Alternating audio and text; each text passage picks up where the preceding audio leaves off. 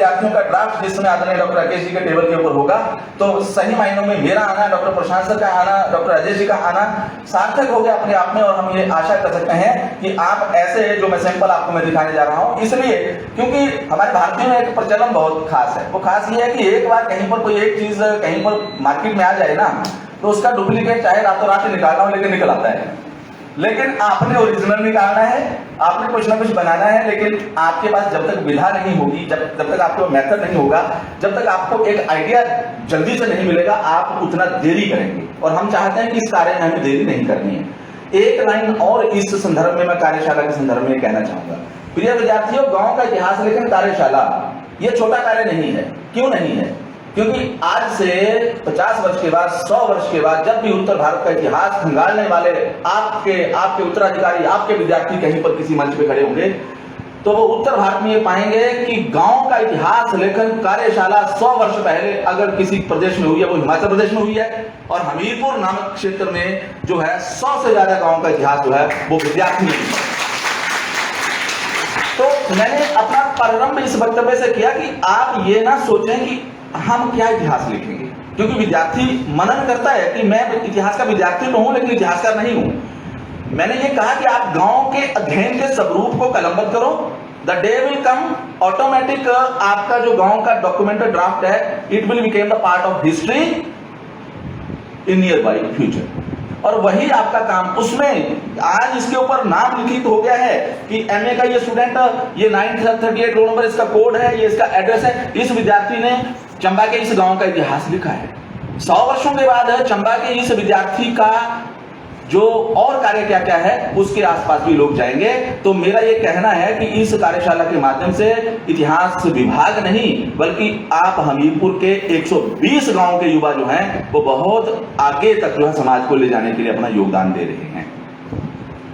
प्रिय विद्यार्थियों, लगभग आदरणीय डॉक्टर प्रशांत गौरव जी के भी मैं ध्यान में लाना चाहूंगा। हमारे हमीरपुर में लगभग 460 के पास अच्छे गांव हैं, जिन्हें हम कह सकते हैं डॉक्यूमेंटेड रिकॉर्ड में है, उनकी संख्या 400-500 गांव के बीच है। और ये एक बहुत ही आश्चर्यजनक पहल है कि 120 गांव का मतलब हमीरपुर जिला के 1/4 गांव की सूचनाओं का संकलन एक ही कार्यशाला के माध्यम से होता है। तो 1/4 इतिहास की सामग्री अगर एक डॉक्यूमेंटेड स्थान पर जो है वो प्लेस हो जाती है, उसका इवेल्यूशन करने से सर बहुत सारी नई तथ्य जो है वो शामिल हो सकते हैं, हमें मिल सकते हैं। और ये हमारे जो जिसे हम कह सकते हैं कि समग्र इतिहास में भी कहीं ना कहीं पर उन सूचनाओं का हमें लाभ प्राप्त होने वाला है। तो ये छोटा कार्य नहीं है।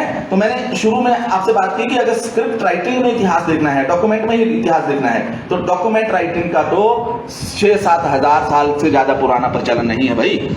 ओरल हिस्ट्री की हम बात कर रहे थे, मौखिक इतिहास, तो मौखिक परंपराएं अभी भी जीवंत हैं। हमें किसी ने नहीं सिखाया कि हमें जो है वो अपने गांव के पशुओं को, पक्षियों को, जलवायु को, विभिन्नता को, कृषि के उपकरणों को, भोजन को, घर की चीजों को, उनके क्या नामकरण देने, वो हमारी क्लास में लगती है, कोई उसकी कोई पाठशाला नहीं थी। लेकिन वो हमारी मूल संस्कृति है। हमें परिवेश से, परिवार से वो चीजें हमें पता चली कि हमारा समाज क्या है, कौन कौन सी चीजें हमारे लिए उपयोगी है।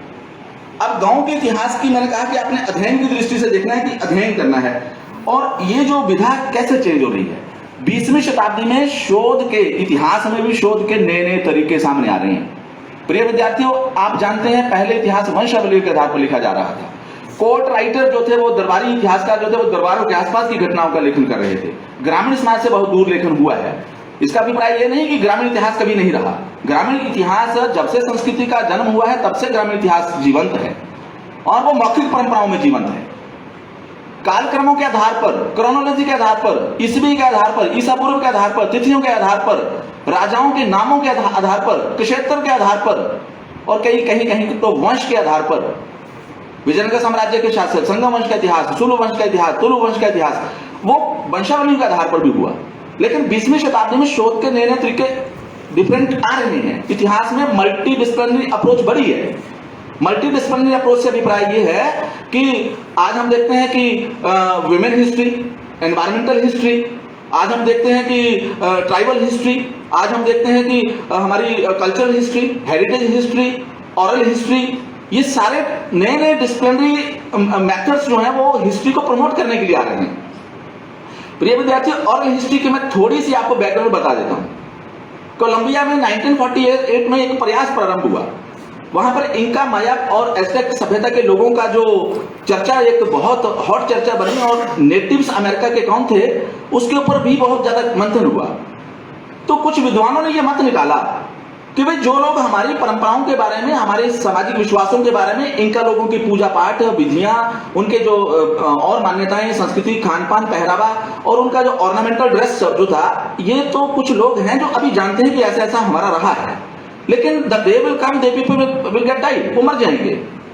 तो उन्होंने ये माना कि वो नहीं मरेंगे, वास्तव में हमारे इतिहास के स्रोत नष्ट हो जाएंगे।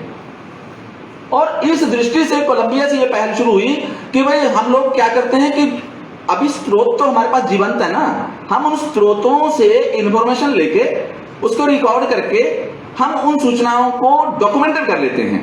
और मैंने यही कहा कि 1948 के बाद ऑरल हिस्ट्री की परंपरा प्रारंभ हो गई, और जो ऑरल जो हमारी ट्रेडिशंस थी उनको डॉक्यूमेंटेड किया जाने लगा।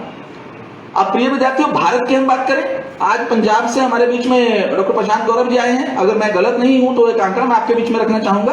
पंजाबी यूनिवर्सिटी पटियाला में पंजाब हिस्ट्री कॉन्फ्रेंस डॉक्टर गंडा सिंह ने एक बहुत बड़ा कंट्रीब्यूशन वहां पे किया है। तो वहां पर मैं 2015 से पंजाब हिस्ट्री कॉन्फ्रेंस का मैं मेंबर हूं, और हमारे लिए जानना जरूरी है कि मौखिक परंपरा की दृष्टि से अगर उत्तर भारत में भी पहली विश्वविद्यालय स्तर पर कोई पहल हुई है तो पंजाबी यूनिवर्सिटी पटियाला ने 1965 में ऑरल हिस्ट्री डिपार्टमेंट वहां पे खड़ा किया।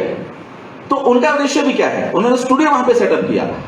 तो वो भी ग्रामीण परिवेश में जाते हैं, और ग्रामीण परिवेश की उन्होंने खेती, पंजाब की, पंजाब का कल्चर, पंजाब की विरासत, उसको कंट्रीब्यूट करने के लिए ग्रामीण क्षेत्रों का कार्य उन्होंने काफी किया है।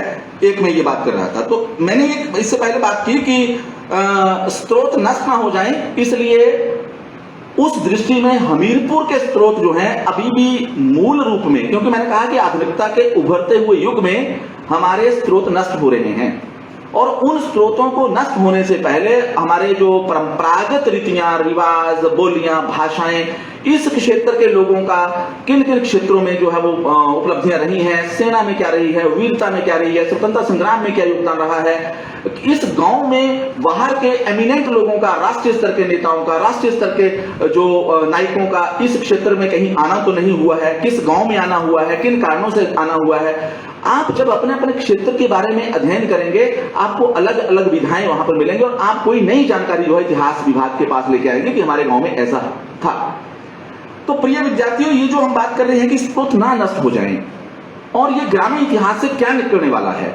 अगर हम 100 गांव की हम बात करें तो डियर स्टूडेंट्स, मुझे ये लगता है कि 100 गांव के अंदर ही आपके गांव के प्रमुख व्यक्तित्व, एमिनेंट पर्सनैलिटीज आपकी जो आपके कार्य क्षेत्र क्या हो सकते हैं, मैं आपको सिस्टमेटिक तरीके से भी आगे हम बात करेंगे कि कैसे आपको करना है, लेकिन मैं आपका एक जनरल ध्यान दिला रहा हूं कि आपके ग्रामीण क्षेत्र में, आपके गांव के अंदर सबसे पहले अगर आप देखें आपके गांव की भौगोलिक परिस्थिति कितनी है, आपको रफ आइडिया अपना एक थोड़ा सा अनुमान हो, इतिहास के विद्यार्थी हैं, रफ ड्राफ्ट बनाए, आप मैप बनाए उसका कि हमारा जो गांव है वो कितना बड़ा है, उस गांव में कितने वार्ड हैं, वार्ड पंच आपके कितने हैं, क्या गांव में एक ही वार्ड पंच है या इतना बड़ा गांव के उसके 2 वार्ड पंच हैं, घरों की संख्या कितनी है, परिवारों की संख्या कितनी है। आप सोचेंगे परिवारों के लिए मुझे एक घर गिनना पड़ेगा, जाके आप पंचायत घर में जाओ, आप वहां पे सचिव के पास जाओ, उनको कहो हमें परिवार रजिस्टर के अनुसार आपकी इस फलाने गांव की कितनी जनसंख्या है और कितने परिवार हैं, डाटा दिया जाए, वो मैं सारी सूचनाएं आपको बताऊंगा। तो परिवार जो है वो कितने हैं, परिवारों में महिलाएं कितनी हैं, पुरुष कितने हैं, अंग्रेजी स्कूल में पढ़ने वाले बच्चे कितने हैं, सरकारी स्कूलों में पढ़ने वाले बच्चे कितने हैं, साक्षरता दर क्या है, लिंगानुपात क्या है, सड़कों की स्थिति क्या है, गांवों के अंदर जो है वो स्वास्थ्य की सुविधा कैसी है, शिक्षण संस्थान कितने हैं, गांव के अंदर कृषि कैसी है, गांव के अंदर जो है वो पशुपालन की स्थिति क्या है, आर्थिकी का साधन क्या है, कितने लोग सेना में कार्य कर रहे हैं, कितने लोग निजी नौकरियां जो कर रहे हैं, कितने लोग जो है वो व्यवसाय कर रहे हैं, गांव के अंदर दुकानें कितनी हैं, गांव के आसपास बैंक कितने हैं, गांव के लोग कितने जो हैं। आजकल तो एक अगर मैं आपसे 100% कह दूं कि ये 10-20 हजार रुपए वाला फोन जो है इट इज नॉट इंपॉर्टेंट, ये कुछ भी नहीं है। अगर आपके पास 100 रुपए का चार्जर नहीं है ना तो ये कुछ भी नहीं है जो आपके पास है, ये 2 दिन तक ठीक है, उसके बाद कुछ नहीं है। तो इसी प्रकार से गांव में ये जितना भी हम चहल पहल देख रहे हैं, सामाजिक जन्म हो रहा है, जन्म संस्कार के गीत हैं, लोकगीत हैं, विवाह के अलग से गीत हैं, अगर कोई वीरता प्राप्त करता है उसके स्वागत के अलग से गीत हैं, अगर कोई शुभ कार्य करना है उसके लिए अलग से लोकगीत हैं, इवन कि अगर कोई शोक सभाएं आ जाते हैं, कोई मृत्यु हो जाती है उसकी भी अलग परंपराएं हैं। ये कैसे जीवंत हैं? इनके चार्जर जो हैं उनको पकड़ लो जहां जहां हैं, डिवाइस हमारे पास है, अगर ये कनेक्ट नहीं हुए तो हमें इकट्ठा नहीं मिलेगा, कुछ दिनों के बाद ये ओझल हो जाएगा। तो ये मुझे कहना है। एक बात मैं ऐड करूंगा पॉल थॉम्सन की, the voice of the past. Paul Thomson ने एक बुक लिखी है वॉइस ऑफ द पास्ट, और उन्होंने भी ऑरल हिस्ट्री के ऊपर ज्यादा काम किया है, मौखिक स्रोतों से इतिहास को इकट्ठा करने का प्रयास किया है।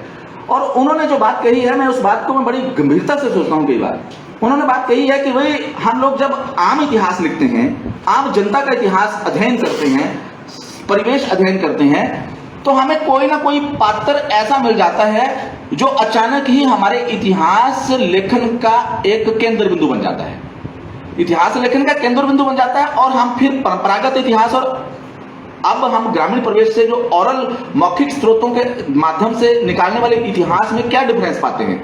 वो कहता है डिफरेंस हम ये पाते हैं कि जो एक तो इतिहास वो है जो लिखा जा चुका है, एक तो इतिहास के पात्र वो हैं जिनके ऊपर बहुत चर्चा लंबी हो चुकी है, और वो पूरे इतिहास के विद्यार्थी की कहीं ना कहीं पर वो पकड़ में है, उसको पता है। अगर आप एग्जाम्पल के तौर पर किसी आप भारत के प्रथम प्रधानमंत्री का नाम लेंगे तो आप वर्तमान प्रधानमंत्री जो है वो कौन है, आपके दिमाग में स्वतः प्रश्न पैदा है कि पहले ये थे, तो दूसरे ये थे, तीसरे ये थे, पांचवें ये थे, 10वें ये थे, अब वर्तमान में ये हैं।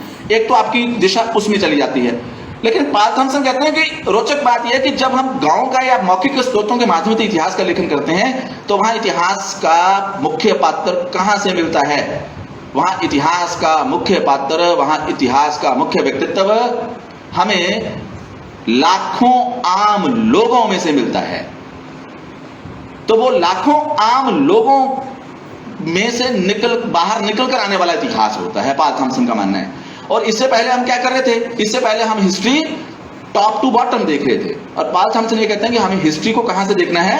बॉटम टू टॉप की तरफ देखना है। हमें ग्रामीण क्षेत्रों से लेकर हमें जो है शहरी क्षेत्रों और विकसित क्षेत्रों की तरफ भी जो है हमें देखना होगा कि समग्र इतिहास क्या है। तो पॉल थॉम्सन के अनुसार इतिहास का नायक लाखों आम लोगों में से उभरता है, और लाखों आम लोगों में से, हजारों आम लोगों में से जो भी नायक उभरकर ग्रामीण इतिहास से आने वाले हैं उनको उभारने का काम जो है, उनके योगदान को करने का काम जो है वो आप सभी को करना है। इसी कार्यशाला में मैं आज सेंट्रल पॉइंट पे ये बात आपसे करना चाहता हूं। यदि आप 120 गांव में से आपके गांव में, एक रोचक बात बता रहा हूं, मैं किसी का नाम लेके नहीं बोलूंगा लेकिन आप ध्यान से सुनना। अभी कुछ दिनों के पहले की बात है कि कोई व्यक्ति जो है अपने गांव में जाते हैं और वहां पर चर्चा हुई कि वही ये जो राष्ट्रीय स्तर पर जो हमारे इतने बड़े व्यक्तित्व हैं वो हमारे गांव से हैं, वो हमारे गांव से हैं। तो तुरंत वहां के 5-7-10 लोगों ने आंसर दिया कि भाई जो आप कह रहे हैं कि वो हमारे गांव से हैं, वो वास्तव में हमारे गांव से नहीं है, वो हमारे गांव में रहते हैं। तो अभिप्राय ये कि उनको वहां पर इतना स्वीकार्यता नहीं है, लेकिन हमने राष्ट्रीय स्तर पर उनको देखा कि उनकी चर्चा इतनी ज्यादा हुई कि जब वो अपने गांव में वो जा रहे हैं तो लोग कहते हैं कि ये कहते हैं कि मेरा वो गांव है, लेकिन ये हमारे गांव में रहते हैं, ये हमारे गांव से नहीं है। तो हमें ये देखना है कि गांव में हम सभी रहते हैं, लेकिन कुछ लोग ऐसे हैं जो गांव में रहते नहीं हैं, गांव में लोगों के लिए प्रेरणा का कार्य करते हैं। उन्हीं लोगों के आसपास उनकी उपलब्धियों को हमें देखना है, और उन गांव के व्यक्तित्व जो है इस दिशा में भी हमें जो है आगे बढ़ना होगा।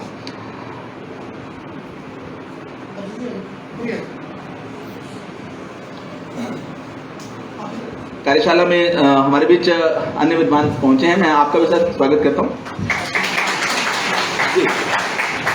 मास्क से थोड़ी पहचान में थोड़ी कठिनाई आ जाती है। अजीत दीवान जी हैं और स्थानीय लोक गाथाओं, लोक नृत्यों और स्थानीय बोली में, जिसे हम कह सकते हैं हमीरपुरी या कांगड़ी में, जो हमारी जो डायलेक्ट्स हैं, भाषाएं हैं, मुहावरे हैं, ग्रामीण जीवन में जो हमारे लोकगीत हैं, उनमें बहुत अच्छी पकड़ सरकी है। उस विषय पे भी आपको आज मार्गदर्शन मिलने वाला है। तो मैं ये 5-6 बातें आपसे करना चाह रहा था। अब मैं आपसे प्रैक्टिकली तौर पे जो बातें करने आवश्यक है उसके ऊपर थोड़ी सी बात करूंगा, अवश्य करूंगा। ये बातें प्रिय विद्यार्थियों, आप में से आप हाथ खड़े करेंगे, मैं आपसे वन बाय वन बात करूंगा। आप में से कितने विद्यार्थी ऐसे हैं जिनको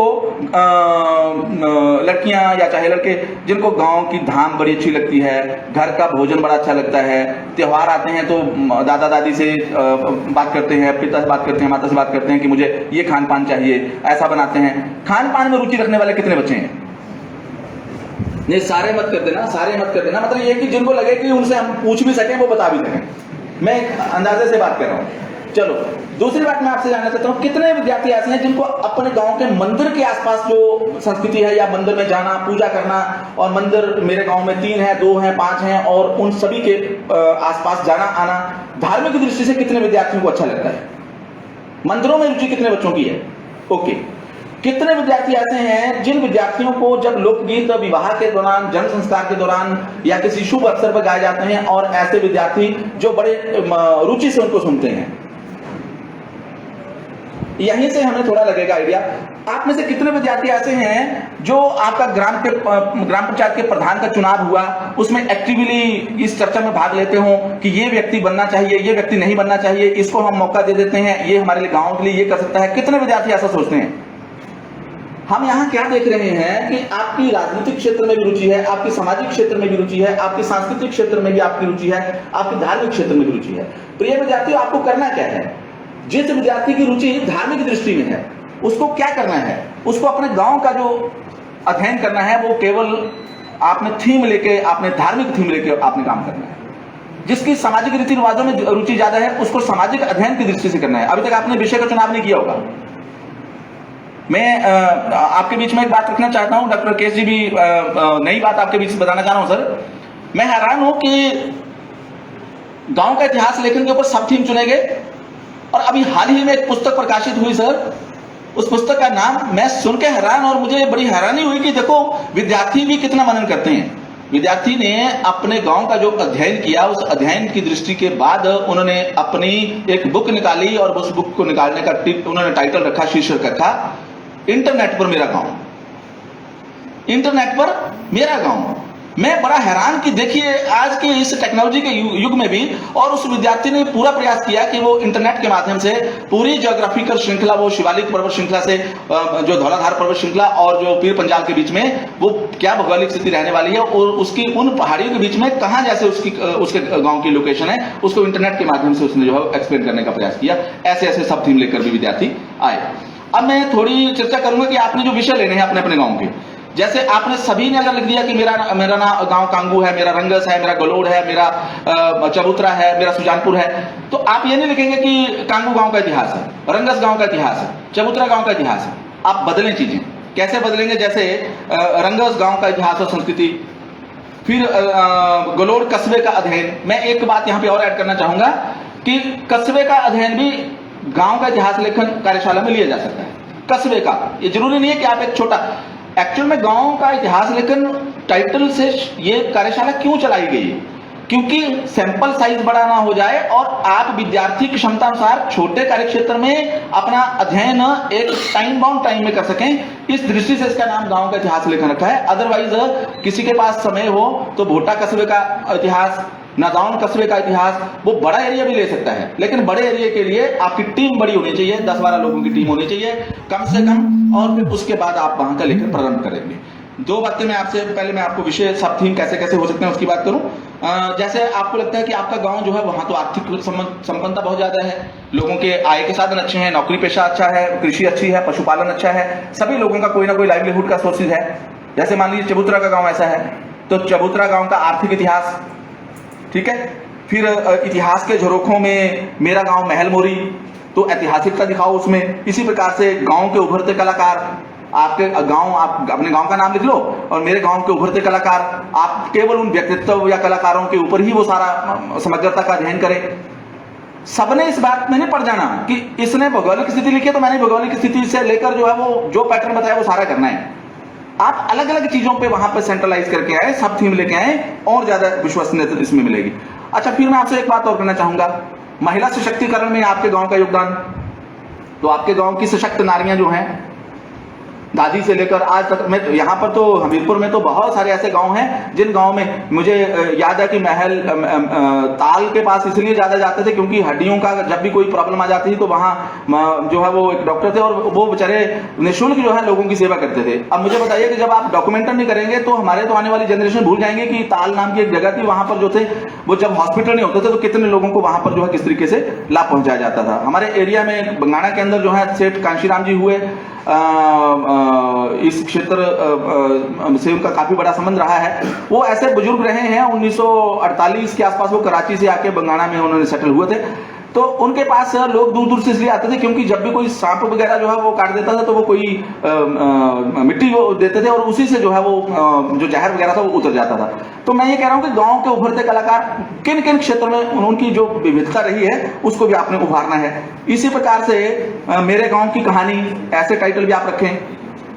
तो अब उसमें हमें करना क्या है, जो प्रैक्टिकल तौर पर हमें करना क्या है, थोड़ी सी बात हम वो करेंगे और उसमें हमें चीजें क्या देखनी है। प्रिय विद्यार्थियों, मैं केवल आदरणीय सर से मैं निवेदन करूंगा कि 25 मिनट हमें प्रैक्टिकल मैं आपको कुछ चीजें बता दूंगा कि कैसे आपको करना क्या है। उसे हमें क्लासरूम की दृष्टि से पेन पॉइंटर के लिए भी जाना पड़ेगा, लेकिन आपको दिक्कत कहाँ आएगी ड्राफ्ट बनाने के लिए।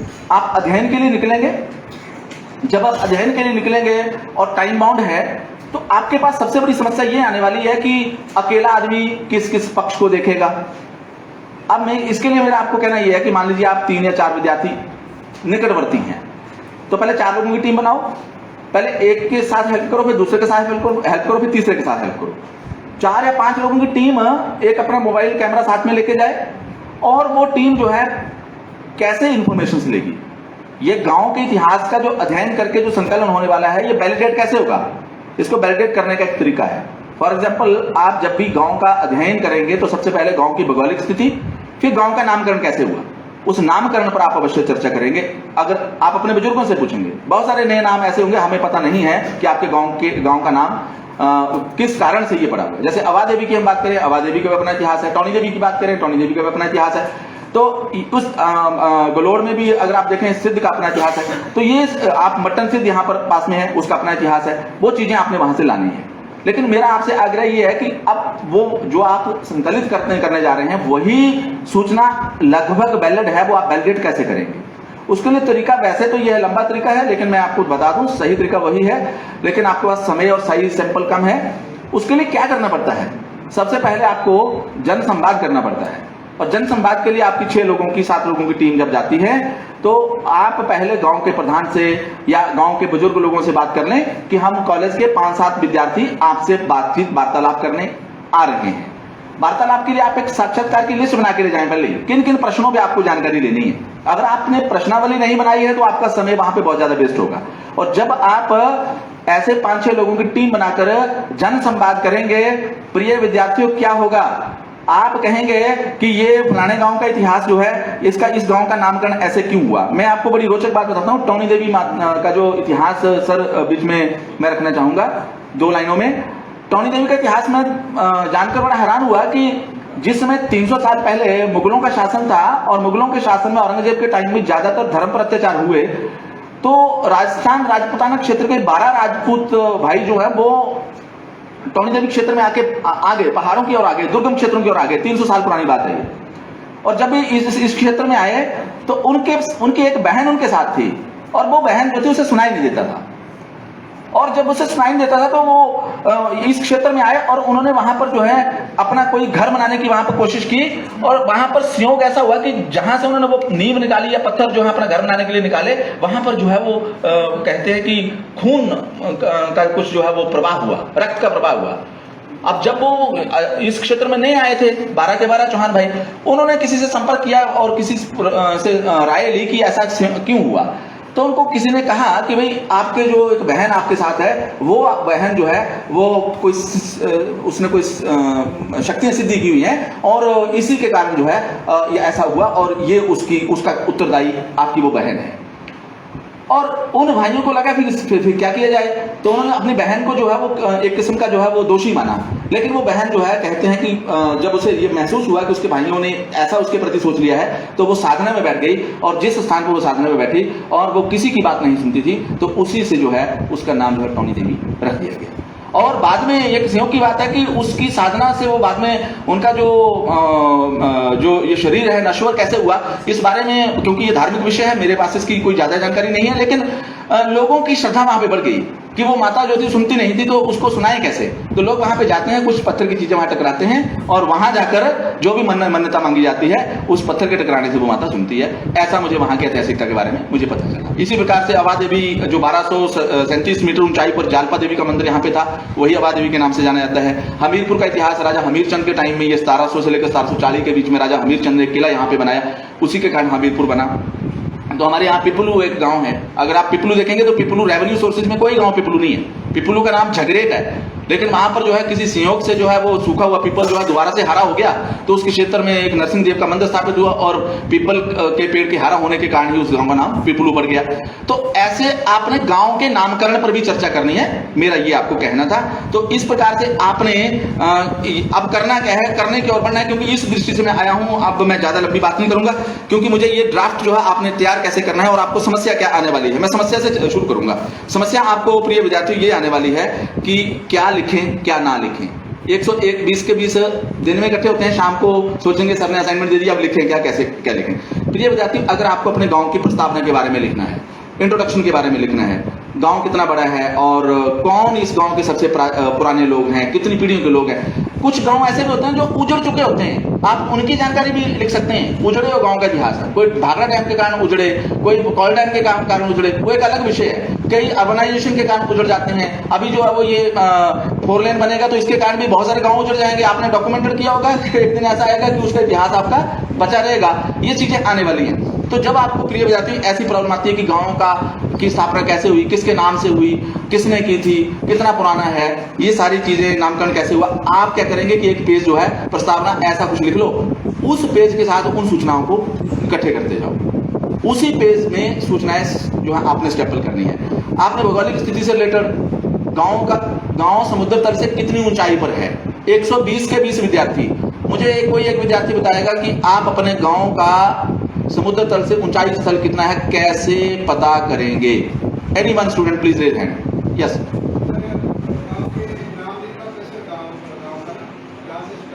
सबसे महत्वपूर्ण बात, शाबाश, क्या नाम है आपका? सलीम। मैं यही बात आपसे सभी से साझा करना चाह रहा हूं कि आपने ये नहीं सोचना कि हमें सूचना नहीं मिल रही है। सूचनाओं के लिए क्या करना है, गांवों का जनसंख्या बोर्ड जहां पर लगा है वहां पर आप जाएंगे, सबसे पहले उस गांव का नाम लिखा होगा, फिर जनसंख्या लिखी होगी, फिर समुद्र तल से ऊंचाई कितनी है वो वहां लिखा होगा। आपने वहां पर सूचना लेनी है। हर एक गांव में ये आपका सूचना का पट वहां पर लगा हुआ है, ठीक है। तो भौगोलिक स्थिति से रिलेटेड जो बातचीत आपकी होगी कि इस गांव में कुल परिवार कितने हैं, कौन कौन सी ऋतुएं यहाँ पर हैं, शरद ऋतु है, ग्रीष्म ऋतु है, सर्दी है, गर्मी है, जो अप्रैल से जून तक क्या क्या स्थिति रहती है, कौन सी फसलें होती हैं, कौन से यहाँ पर फल हैं, कौन से यहाँ पे पौधे होते हैं, कौन से जानवर होते हैं, वो भौगोलिक वाली जितना भी पार्ट आपने लिखना है। जिला मुख्यालय कितने दूरी पर है, इसके उत्तर में कौन सी जगह है, दक्षिण में कौन सी है, और ग्राम पंचायत कौन सी है, खंड कौन सा है, तहसील कौन सी है, वो भौगोलिक स्थिति जो है वो भौगोलिक वाले पन्ने में आपने ऐड करते जाना है। इस प्रकार से आप देखेंगे कि आपके पास भौगोलिक वाली अलग से सूचनाएं हो जाएंगी।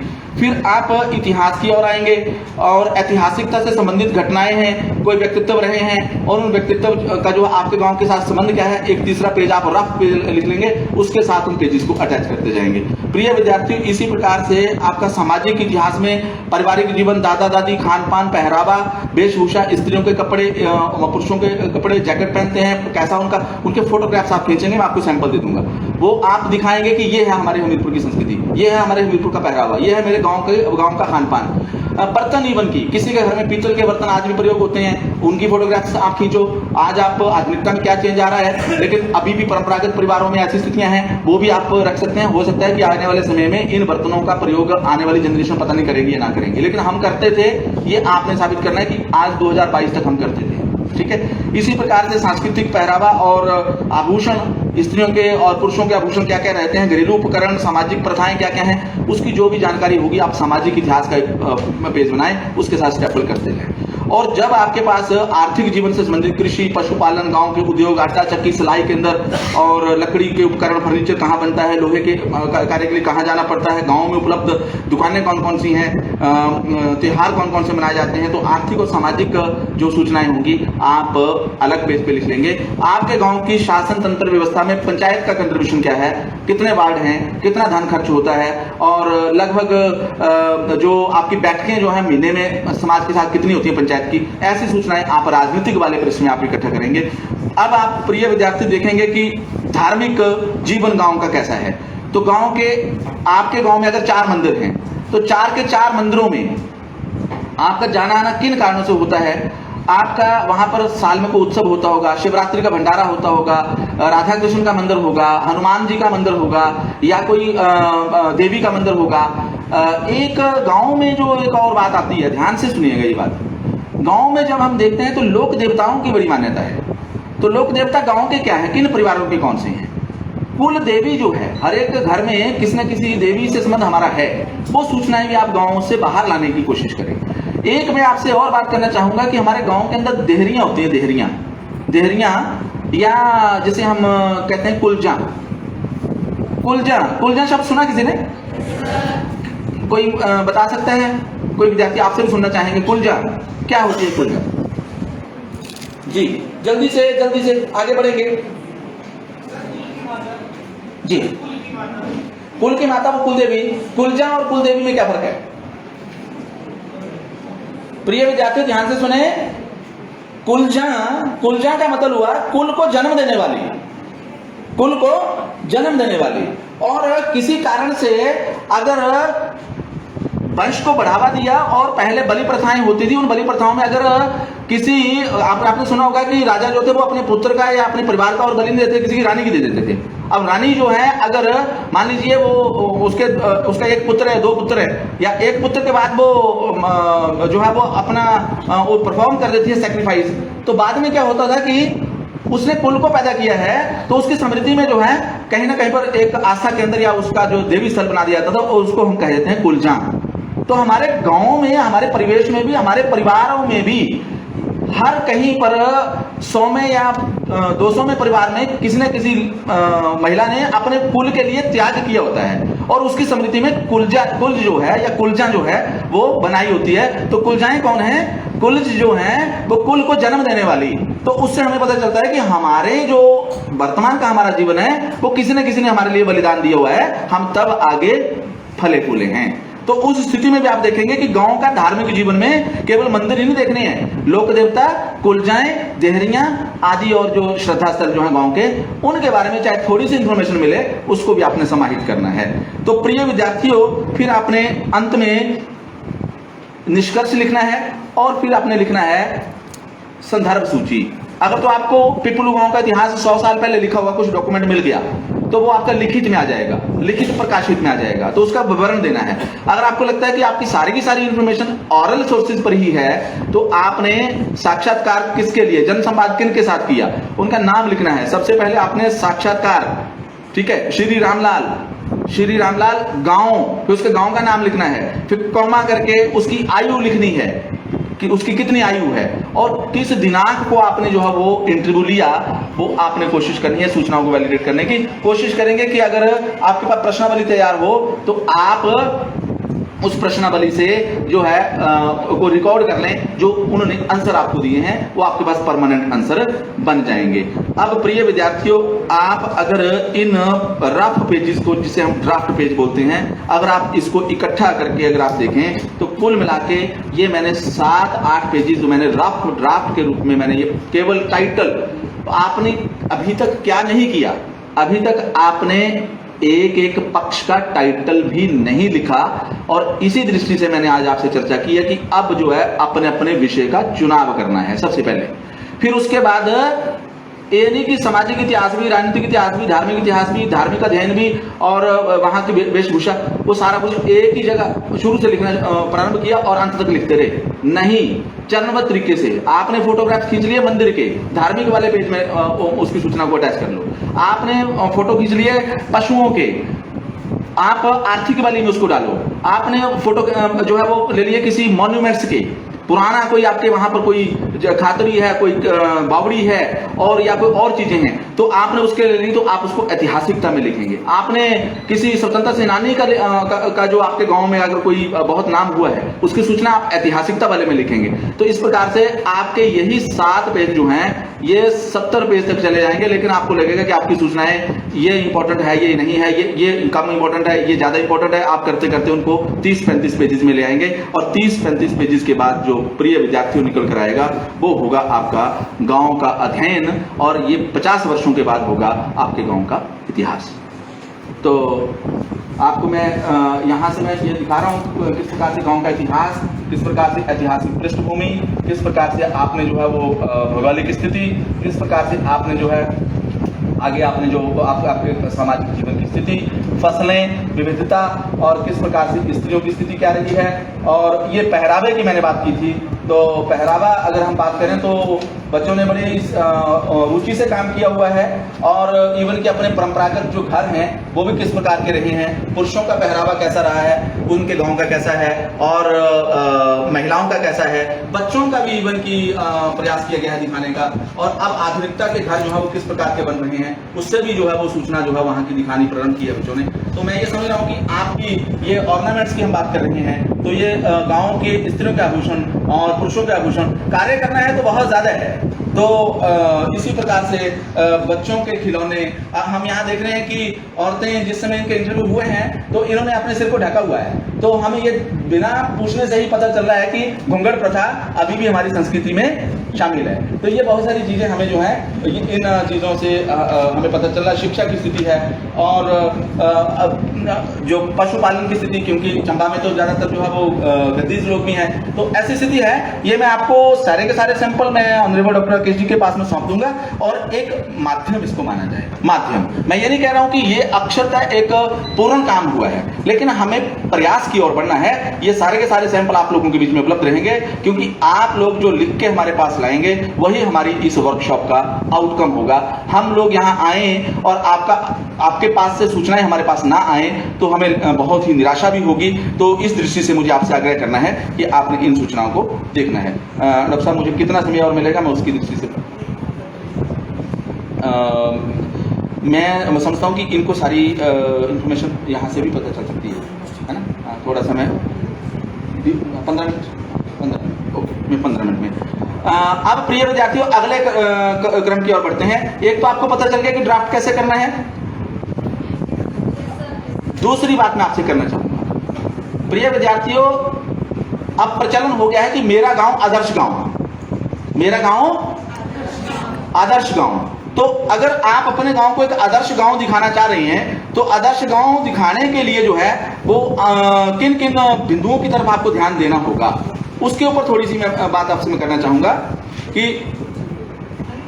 आदर्श गांव की तस्दीक कैसे करें, मॉडल विलेज कैसे मानेंगे। मॉडल विलेज के लिए जो आपकी गांव में प्रशासनिक स्थिति कैसी है, गांव में जो आपके पंचायत के सदस्य चुने गए हैं उनमें आप सबसे पहले देखेंगे कि चुने हुए सदस्यों की शैक्षिक योग्यता। लगभग आपको आइडिया होना चाहिए कि आपकी पंचायत में 8 मेंबर, 9 मेंबर, प्रधान, उप प्रधान है, तो उनकी शैक्षिक योग्यता। महिलाओं को रिप्रेजेंटेशन कितना है, युवा आपकी उस पंचायत में है कि नहीं है, तो ये पता चलता है कि आपकी मॉडल पंचायत में जागरूक समाज जो है वो चुना गया है। नंबर 1 बात। नंबर 2, आप ये सूचनाएं देखें कि आपका गांव जो है वो बाहरी सूचनाओं से कितना जुड़ा हुआ है। आपके गांव के अंदर, ये पॉइंट्स लिख लें आप 5-7, आपके गांव में डाकघर कब खुला, क्योंकि डाकघर जो है वो हमें बाहर के समाज से जोड़ने वाला, पिछले 100-200 वर्षों से जोड़ने वाला एक बहुत बड़ा एक सशक्त माध्यम रहा। इसी प्रकार से गांव में शिक्षण संस्थान, आपके गांव में हो सकता है 2 प्राइमरी स्कूल हो सकता है 1 सीनियर सेकेंडरी स्कूल हो सकता है 1 हाई स्कूल हो, उसका भी आप देखेंगे। आप आदर्श, मेरा गांव आदर्श गांव, अगर आप अध्ययन में ये निष्कर्ष निकालना चाहते हैं तो उसके लिए किन बिंदुओं की आपने विस्तृत सूचनाएं लेनी है। स्वास्थ्य केंद्र, क्या आपके वहां स्वास्थ्य केंद्र है कि नहीं है गांव में, या नहीं है तो कितना निकटतम, कितनी दूरी पर है। आंगनबाड़ी केंद्र, युवक मंडल बना है कि नहीं बना है, महिला मंडल है कि नहीं है, और लोक मित्र केंद्र वहां पे है कि नहीं है, सिलाई कढ़ाई का केंद्र वहां पे होते थे पहले, वो है कि नहीं है, अब उनका वहां स्थिति कैसी है। डिजिटल केंद्र आजकल बन रहे हैं, क्या डिजिटल केंद्र आपके गांव में आ चुका है। बैंक संस्थान है कि नहीं है, आपके गांव के अंदर एटीएम की सुविधा गांव में है या दूसरे गांव में या तीसरे गांव में या कस्बे में जाना पड़ता है। तो बैंक के साथ साथ आप एटीएम और ये सुविधा भी देखें। बिजली कनेक्टिविटी आपके गांव में पूरी है कि नहीं है। इसी प्रकार से पेयजल सुविधा, क्या हर घर में नल है या बावड़ी का सोर्स है या पानी का और सोर्स क्या है, सिंचित भूमि का क्षेत्र कितना है, गांव की कुल जनसंख्या कितनी है, साक्षरता दर पुरुषों की कितनी है, महिलाओं की कितनी है, लिंगानुपात कितना है, बेटियों की संख्या जो है ऐसा तो नहीं है कि बेटों से बहुत कम है आप ही के गांव के अंदर। एक बात आपसे मैं और बड़ी इंपॉर्टेंट कहना चाहूंगा, गांव का अगर आप एक गांव का सैंपलिंग लेते हैं तो बहुत बड़ा नहीं होता। आप डोर टू डोर जाके भी मैं समझता हूं कि 2 दिन के अंदर अपने पूरे घरों की संख्या न्यूमरेट कर सकते हैं कि मेरे गांव में इतने घर हैं, इतने परिवार हैं। वो आपको एक बेसिक आइडिया दे देगा, छोटा सैंपल होता है गांव। तो इसलिए ये भी आप जरूर देखें कि कितने अंदाजे से कि कितने के लोग इसमें ऐसे हैं जो अभी भी लेफ्ट इलिटरेट, जो अभी भी सिग्नेचर नहीं कर पाते। कितने नहीं कर पाते, 100 में से उनकी संख्या 10, 15, 20 होती है, वो उनकी ही पहचान से पता चल जाता है कि इतने परिवार लगभग हैं। तो आप लगभग की तरफ डाटा लेके आए, ड्राफ्ट को उसको जब हम फाइनलाइज करेंगे तो वहां सूचनाएं वो वैलिडेट हो जाएंगी। इसी प्रकार से सड़क सुविधा है कि नहीं है, गांव के रास्ते कैसे हैं, और गांव में 2 व्हीलर 4 व्हीलर रखने वाले लोगों की संख्या कितनी है। अगर अपने गांव के लोगों के पास अपने साधन, अपनी गाड़ियां, इसके अंदर कि आपका गांव आर्थिक गांव है, आदर्श गांव है, उसके सोर्स अच्छे हैं, वो डिपेंडेंस उसकी कम है। एक डाटा आप और पंचायत के माध्यम से ले सकते हैं, आपके गांव में बीपीएल अथवा गरीबी रेखा से नीचे परिवारों की संख्या कितनी है। ये भी हमें जो है आदर्श गांव की स्थिति है कि नहीं, उस स्थिति की ओर ले जाता है। अच्छा, फिर एक चीज और इसमें देखनी आवश्यक है कि आपके गांव में जो सामाजिक और राजनीतिक जागरूकता के लिए शिविर बार होते हैं, उनकी संख्या को आप इलेबोरेट करें कि यहाँ पर कार्यशालाएं, लोगों के साथ जनसंवाद होते हैं, वो भी आप उसमें बताने की कोशिश करें। और एक बड़ी बात मैं आपको ये कहना चाहूंगा कि हर एक विद्यार्थी, चाहे अपने बुजुर्गों से सूचनाएं लो, चाहे वो आसपास आप खुद देखो, चाहे लड़कियों को प्रॉब्लम आती है बाहर तो अपने परिवार से पूछो, अपने गांव में ये जरूर देखो कि मोक्ष धाम बना है कि नहीं बना है। अगर गांव में मोक्ष धाम नहीं है और दूसरे तीसरे गांव के साथ ही जाके जो है वो शेयर करना पड़ रहा है, तो मैं समझता हूं कि तो आदर्श गांव की स्थिति में उसको निष्कर्ष नहीं निकाले आप।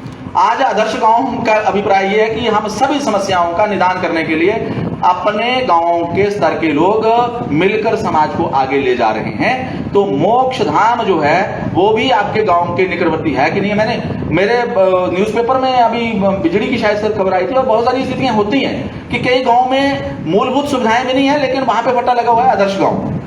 तो अध्ययन जो आपने करना है तो इस दृष्टि से करना है।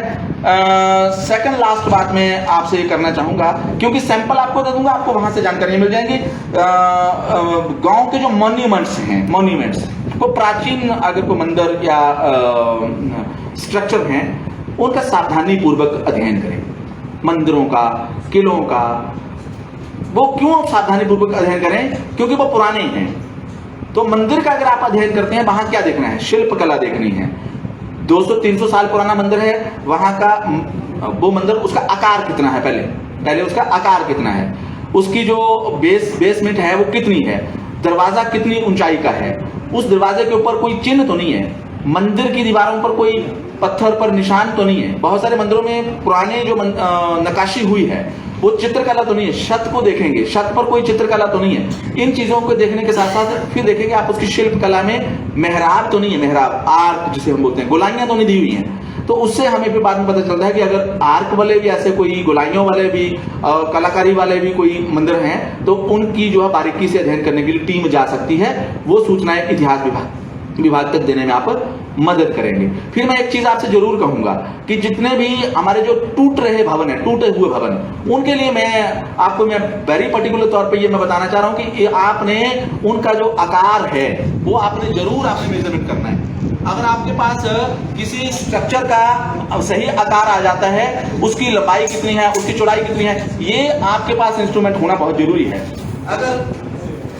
अगर आपके पास इंस्ट्रूमेंट नहीं है तो आप जो मॉन्यूमेंट्स हिस्ट्री लिखते हैं, जो कहीं गांव का स्मारक या मंदिर, उसका फिर पूरा आकार विवरण पूरा लिखें। फिर तो आप सबसे पहले उसकी जो बेसमेंट कितनी है, दरवाजे की चौड़ाई कितनी है, ऊंचाई कितनी है, वो चीजें हमारे लिए बहुत हेल्प करती हैं कई बार उसकी प्रामाणिकता को बताने के लिए, उसकी ऐतिहासिकता को बताने के लिए।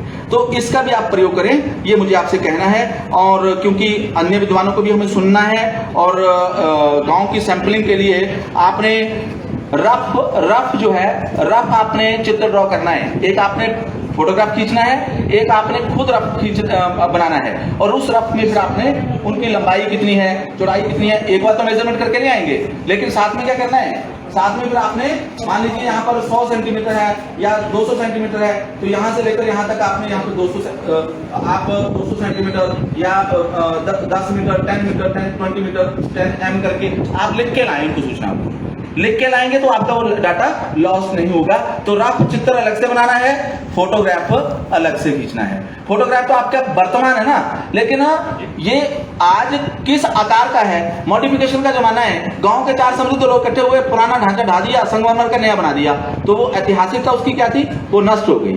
तो कोशिश करेंगे कि अपने सारे इंस्ट्रूमेंट्स और रिकॉर्डिंग की तरफ भी आप पूरा ध्यान देंगे, और जो भी इसमें और वांछित सूचनाएं हैं उनको भी हम शामिल करेंगे। इससे पहले कि मैं अपने वक्तव्य को मैं समापन की ओर ले जाऊं, मेरा आपसे आग्रह है कि आपके कोई प्रश्न हो तो आप 2, 3, 4 विद्यार्थी या जितने भी आप प्रश्न पूछना चाहें 2 मिनट के लिए आप प्रश्न अवश्य पूछें, क्योंकि आपको कार्य करना है। ये कार्य करने की दृष्टि से यदि आपके कोई प्रश्न है तो आपका स्वागत है।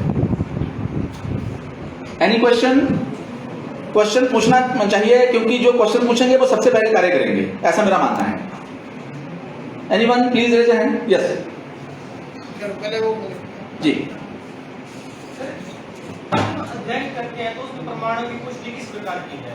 सर जैसे सर हम अध्ययन करने के लिए जाते हैं तो एक व्यक्ति जो होता है वो 2-3 धारणाओं से पूर्वाग्रह हो जाता है। जैसे 2-3 अलग धारणाएं होती है, जैसे गांव का नाम किस प्रकार से पड़ा, एक व्यक्ति कुछ और बताएगा, कुछ और बताएगा, कुछ और बताएगा, मतलब 3 लोगों की अपनी मान्यताएं। तो हम किस बात, बहुत बढ़िया, बहुत बढ़िया, बहुत सुंदर प्रश्न है, मैंने इसी से प्रारंभ किया था। जो भी प्रश्न पूछेगा अपना नाम और क्लास बताएगा। हाँ जी, नाम बता दीजिए। आपका नाम? विकास। वेरी गुड, बहुत अच्छा क्वेश्चन है आपका, और मैंने इससे प्रारंभ में भी बात की थी, और मैंने इसीलिए कहा कि आपने उस मूल प्रश्न की ओर अगर आप ध्यान देते तो शायद आपका आंसर मैंने दे दिया है इससे पहले ही। मैंने आपसे कहा कि आप जनसंवाद करेंगे, नामकरण से संबंधित मत क्या हैं। जब आप खुलकर बात करते हैं कि इस गांव का नामकरण इसलिए हुआ था, मैं उदाहरण के तौर पर बताता हूं। मैं हरियाणा में एक विलेज सैदपुर है, सैदपुर, तो सैदपुर के अध्ययन के लिए हम लोग गए, और हम सारी चर्चा में हम वो अध्ययन करके आए, लेकिन कोई भी ये बता ना पाए कि इसका नाम सैदपुर क्यों रखा हुआ है। तो हमने जनसंवाद कार्यक्रम तीसरे दिन आयोजित किया, और उस तीसरे दिन हमने क्या किया कि 3-4 गांव के लोगों को वहां पे हमने कलेक्टिवली जो है बुलाया, और वो जितनी संख्या में आप इतने ग्रामीण इकट्ठे हुए, और वो प्रश्न जिसमें हमने शुरू किया तो अलग अलग लोगों ने अलग अलग मत बताए। लेकिन गांव का एक 74 ईयर का बंदा था, उस व्यक्ति ने क्या बताया कि भाई ऐसा है कि हमारे पूर्वज बताते थे कि 300 साल पहले राजस्थान से घूमता घूमता एक सैदा नाम का बंजारा यहाँ आया, और यहाँ पर जो किक्कर के पेड़ थे उनके नीचे वो अपना जो था वो संगीत बजाता रहता था, यहीं रहता था, और फिर वो उसने यहीं पर अपनी कुटिया बना ली। उसके बाद जो है, क्योंकि ये जंगल का एरिया था, लोगों ने उस बंजारे के आसपास अपनी बसना शुरू कर दिया, और जब उस बंजारे की मृत्यु हुई तो उसकी मृत्यु के बाद उसके नाम से ये गाँव जो है, क्योंकि इसने अपना यहाँ पर घर बनाया था, छोटा सा वो निशान जिसे हम कह सकते हैं, तो वो गाँव सैदा बंजारे के कारण सैदपुर ही कहलाया। अब आपने प्रश्न रखा कि उसको वैलिडेट कैसे माने। वैलिडेट मानने के लिए इसलिए माना गया वैलिडेट, क्योंकि अगर वहां पर 70-80 लोग बैठे थे तो 70-80 में से लगभग 50 से ज्यादा लोगों ने माना कि ये बिल्कुल प्रमाणित है, हमने भी अपने बुजुर्गों से सुना हुआ है। तो मेरा आपसे आग्रह यह है कि आपने क्वेश्चन फ्लोट करना है, जनसंवाद में ले जाना है, फिर मैक्सिमम उत्तर किस मत में आते हैं, फिर आपने ये लिखना है कि इस जनसंवाद के और सभी की परिचर्चा से ये सिद्ध होता है कि ये लोकमत है कि हमारे गांव का नाम इस कारण से ही हुआ, नामकरण हुआ था। तो इस प्रकार से मेजॉरिटी ऑफ लोगों का जो ओपिनियन जहां सपोर्ट करेगा वो लगभग आपका सत्यता के निकट होगा। ठीक है, मैं आपको एक उदाहरण झांसी का बताता हूं। हम लोग, मेरे पास डॉक्टर चित्रगुप्त जी का पेपर आया था अभी बीच में, हम इतिहास दिवाकर का वो पीयर रिव्यूड जर्नल हम कर रहे थे। मुझे थोड़ा सा हैरानी हुई कि झांसी के बारे में कोई उल्लेख नहीं था। मैंने डॉक्टर साहब से कहा कि मुझे आप 3 दिन का समय देंगे, मैं इस लेख से संतुष्ट नहीं हूं और हमें इसको देखना है। तो मुझे भी बड़े अजीब ध्यान से वो चीजें पता चली। प्रिय विद्यार्थियों, झांसी की रानी लक्ष्मीबाई के ब्रिटिश विरोधी अदम्य साहस और बलिदान के कारण जो है वो राष्ट्रीय नायकों के लिए प्रेरणा का केंद्र है। लेकिन आप ये सुन के हैरान होंगे कि झांसी का नाम जो था वो बलवंत नगर था। और ये बलवंत नगर जो था वो झांसी के राजा जूदेव बुंदेला जो थे जिस समय, तो जूदेव बुंदेला 1500 समथिंग में 1600 समथिंग में उन्होंने एक किला बनाने का आदेश जो है वो अपने प्रशासन को दिया। किला बनकर तैयार हो गया, किला बना बलवंत नगर पहाड़ी के ऊपर। और जब वो बनकर तैयार हो गया तो पुरोहितों ने कहा कि राजा साहब आप जो है कल जो है वो उस किले जो भी हमने आपके लिए तोहफा बनाया है उसको हम दिखाएंगे, लेकिन ये नहीं बताया कि वो कल वो बड़ा झांसी का जो किला जो वर्तमान में किला है उस किले को भी दिखाना चाह रहे थे। तो जिसमें राजा को सुबह जो है वो प्रांगण में लाया गया और कहा गया कि राजा साहब आप इस दिशा में देखिए। तो सुबह सुबह क्या होता है कि हमारे यहाँ पे इसको धुंध बोलते हैं, कोहरा भी बोलते हैं। और ये जो हमारा ग्वालियर का क्षेत्र है वहां पर जो है वो कोहरे को झाई बोलते हैं, झाई। तो राजा 2-3 बार उसने पहाड़ी की ओर देखा लेकिन उसको कुछ नजर नहीं आया। तो उसने राजपुरोहितों को बिल्कुल झल्लाकर बोला कि भाई क्यों टाइम खराब कर रहे हो, कुछ दिखाई नहीं दे रहा है। तो उन्होंने कहा कि नहीं आप फिर देखें, क्योंकि दूरी थी। वो कहता कि कुछ नहीं है, वहां तो झाई सी है, झाई सी दिखा रही है, बाकी कुछ नहीं है। और प्रिय विद्यार्थी हो कि बाद में वो एक जिस समय वो रिकॉग्नाइज कर गए कि वो मेरा एक ड्रीम प्रोजेक्ट किला बन गया है, तो उन्होंने बड़ी गंभीरता से देखा। तो लोगों ने कहा कि महाराज ये झांसी नहीं है, ये आपका नया किला है। और इस नए किले का नाम बाद में वो झांसी उस उच्चारण के कारण जो है बिगड़ता बन गया झांसी। तो हमें ऐतिहासिक नामकरण से संबंधित जो हमें ऑरल सोर्सेज रिपोर्ट मिलती है उसको हमें बड़ी गंभीरता से सुनना है। ये आपका प्रश्न था, वैलिडेट किया जा सकता है। दूसरा प्रश्न जल्दी से। सर मैं वर्षा जी वर्षा बोलो। सर हमारे जो हैं हम उड़ीसा से माइग्रेट होकर हमीरपुर में रह रहे हैं। ओके। तो सर हमारी 3-4 पीढ़ियां यहाँ पे बस चुकी हैं जी। हमारा अभी चल रहा है हमसे भी और बहुत अच्छे। सर हम बैजनाथ से होके आए थे। बैजनाथ में हमारे दादाजी इनसे पहले उनके फादर साहब वहाँ पे बैजनाथ में रहते थे। सरकारी ठेकेदार जी होते थे, पहले ठेकेदार होते थे, उनके अंडर वो दिहाड़ीदारों का काम करते थे। इस तरह से बंधुआ मजदूर की तरह को एक बस्ती सा बना के वो वहाँ पे रहा करते थे। फिर वहाँ से सर ऐसा था कि उन्होंने सोचा कि हमारे बच्चों के लिए कोई फैसिलिटीज नहीं है, हम पढ़ा नहीं सकते अपने बच्चों को, क्योंकि हमें हर महीने हर 6 महीने में एक जगह से दूसरी जगह जाना पड़ता है, तो हमारे बच्चों की स्टडी जो है वो खराब हो जाती है। जी प्रश्न आपका। हाँ बिल्कुल बहुत अच्छी बात है। तो अब यहाँ पे हम जो है पहले वार्ड नंबर 8 में बस्ती में रहते थे, पहले भी बस्ती बना के रहते थे, मिट्टी का घर बना के रहते थे। सर अभी भी मिट्टी का घर बना के रहते हैं, पर अभी जो है वो हमें रेंट देना पड़ता है। हमें डॉक्यूमेंट्स बनाने में तकलीफ होती है क्योंकि हमारे पास जमीनें नहीं है। और हमारा जो है उड़ीसा में भी हमारा कुछ ऐसा है नहीं, जमीनें वहाँ पे भी नहीं है क्योंकि हम कई सालों से गए नहीं है वहाँ पे। ओके। से गए नहीं है। तो सर यहाँ पे भी बस्ती कस्बा जैसा है, तो सर उसके लिए मुझे थोड़ा बताएं कि मैं किस तरह से इसको देखिए ऐसा है आपका सुंदर, मैं आपका अंतिम प्रश्न ले रहा हूं और आपका वर्षा जो भी आपने बताया, आप कम से कम आपके जो परिवार यहाँ पे हैं आपके फोरफादर्स के, और आपका संबंध कितने परिवारों से है? अगर आप उस विषय को लेकर भी कि उड़ीसा की संस्कृति के साथ समन्वय बनाकर हमीरपुर की संस्कृति का मेरे परिवार पर प्रभाव, ऐसा विषय लेकर आप जो है वो अपने इतिहास, अपने पूर्वजों के इतिहास की सारी इस बात को कलमबद्ध करें और ये बताएं कि किस प्रकार से उस एरिया में आए थे। मैं आपके ध्यान के लिए थोड़ी सी बात ये बता देता हूँ। It is not only the question of Odisha people, thousands of Rajasthani people also came to the valley of Kangra during the plantation of tea gardens. Kangra के चाय के बगीचों का जिसमें लेवल वहां पे हुआ है, समतलीकरण हुआ है, तो बहुत सारे परिवार उस क्षेत्र में भी आए हैं, लेकिन उस क्षेत्र के लोगों का जो कांगड़ा के लोगों के साथ मिलना जुलना या घुल मिल कर रहना, वो कहीं ना कहीं पर हमें दूसरी संस्कृति से परिचित करवाता है। लेकिन आपके परिवार पर जो है वो हमीरपुर संस्कृति का प्रभाव, इस विषय से लेकर आप अपने परिवार का इतिहास लिखना शुरू कर देंगे और आपके किन किन परिवारों से घनिष्ठ संबंध है, जब आप उसको साथ में जोड़ देंगे तो ऑटोमेटिकली आ जाएगा कि किन परिवारों से अभिप्राय, किन गांव के परिवारों से आपके संबंध, तो आपका वो गांव का इतिहास लिखने में आपका वो शामिल हो जाएगा। बहुत लंबी बात मुझे नहीं करनी थी। प्रिय विद्यार्थियों, हम लोग समाज में रहकर इस बात के लिए सभी को कोसते हैं कि ये कार्य करना संभव नहीं है, ये कार्य असंभव है, लेकिन हम स्वयं कई बार प्रयास नहीं करते।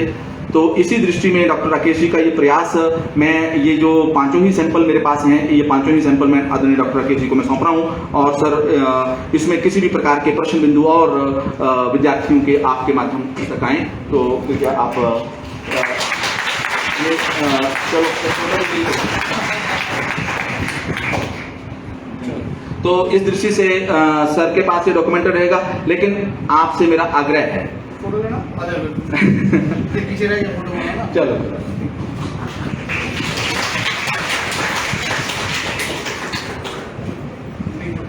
मेरा आपसे आग्रह ये है कि आपने फील्ड विजिट भी जाना है, और सर मेरा आग्रह आपसे ये है कि जिन जिन का ड्राफ्ट आ जाएगा उनकी सूची पहले नंबर पे तैयार कर ली जाए फील्ड विजिट के लिए।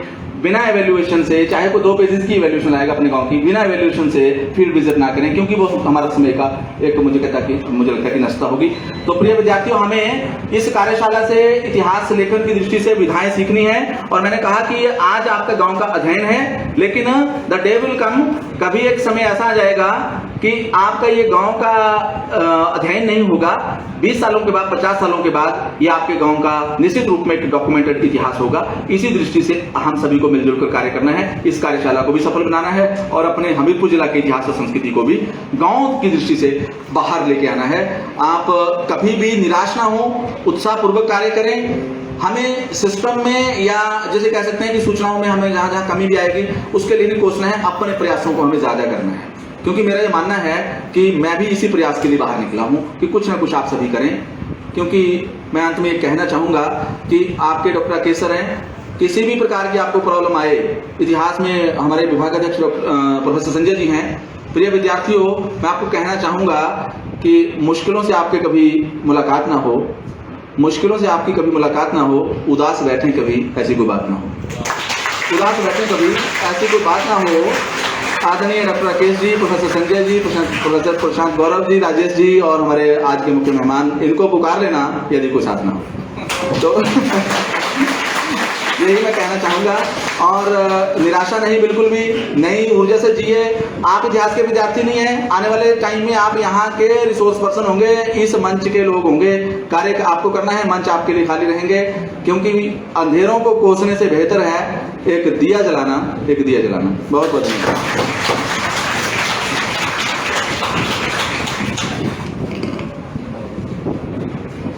डॉक्टर राजकुमार जी ने एक विस्तार से चर्चा, और मुझे लगता है कि हम किन विषयों पे लिखने वाले हैं, क्या लिखने वाले हैं, इस संदर्भ में एक ड्राफ्ट हमारे मन में तैयार हो चुका होगा।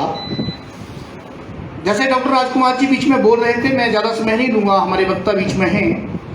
मैं नदौन में रहता था, नदौन में मुझे भी थोड़ा ऐसा लगा रहता था कि कभी निकलूं तो लोगों से बात करूं, कस्बा क्यों बसा, ये मंदिर क्यों है, यहाँ पे किसकी क्या मज़ार है, कहाँ मंदिर है, ध्यानों की समाधि है, ये है, वो सारी चीज़ें। तो बीच में सारे लोगों ने मेरे से एक बार चर्चा की कि भाई यहाँ पर एक पौड़ियों वाला खूह है, आप वहाँ पे जरूर जाएं। अजीत दीवान जी बड़े एमिनेंट हमारे सोर्स पर्सन हैं आज के, और सेवानिवृत्त अध्यापक हुए हैं उस पद से, और साहित्यकार हैं। विशेषकर पहाड़ी में आपका बड़ा विशेष रुझान है, आपका अपना एक चैनल है जिसमें आप निरंतर अपनी कविताओं का पाठ करते हैं।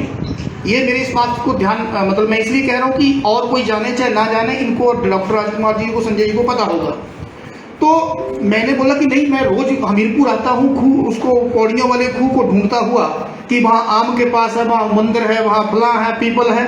मैंने बोला ठीक है भाई, मुझे कभी ना मिले, कभी मैं एक पीपल के पीछे खड़ा हो जाऊँ, कभी दूसरे के। जब मैंने गांव के एक व्यक्ति को, वहाँ पर कुलदीप गुड़वाली जी हैं, उनको लेके आया। मैंने कहा गुरुजी आप मेरे साथ चलो, मुझे वो खूह बताइए।